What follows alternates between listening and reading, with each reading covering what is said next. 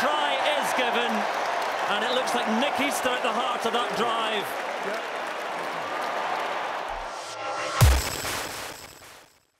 Nick, the oldest man to score a Test try for England, you're instantly smiling, but how does that honour feel? I'm happy with the last bit, the scoring a try. Actually, it doesn't really bother me because it's a decent record to have. If it was the oldest to get sent off, that's a very different prospect. But you know, it's in the record books, and I suppose you'll be happy to take anything quite positive in the record books, even if it does mention how old you are. Any ribbing from the lads here, or boys at Quinn's, you know, getting into it? Quinn's boys did last week, yeah, when I went back there. But I think they're just jealous, really. Well, on the subject of honours, 50 caps for England this weekend.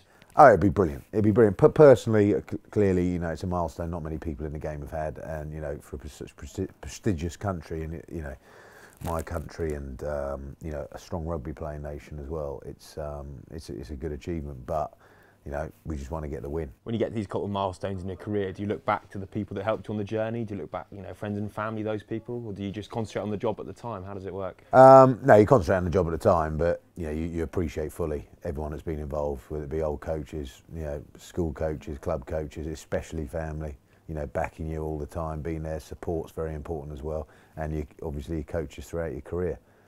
3.5 year gap between the World Cup in 2011 and then obviously you come back against Wales a couple of weeks ago. Were there times when you didn't think you'd make it back? Were there times when you sort of gave up effectively on England? Never gave up, but yes, there were times I didn't think I'd make it back. You know, 3.5 years out of the game, you know, still playing well for my club and everything.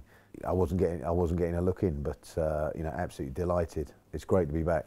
So what was it like seeing like Mike Brown and Danny Kerr and these guys flourishing in an environment that you weren't part of? Did that make you think you missed it more? And I suppose that gives you a sense when you're back here that it's important. Look, I missed it because there's a little bit of unfinished business that ended with the 2011 World Cup, and also, you know, I knew I was good enough to still play, and you know, ultimately you've got to have that carrot to play against the best players in the world on the best arenas and stages in the world. And no, look, those guys fully deserve all the accolades that came their way in the last few years. You know, Danny played with me, Mike, Joe, you know, Chris never really got that opportunity, and you know, Chris in particular probably should have, and while I was playing, but you know, I was happy. I say I was happy. Yeah, you know, I had my sort of 5 years there to do as well as I could, as best we could as a team.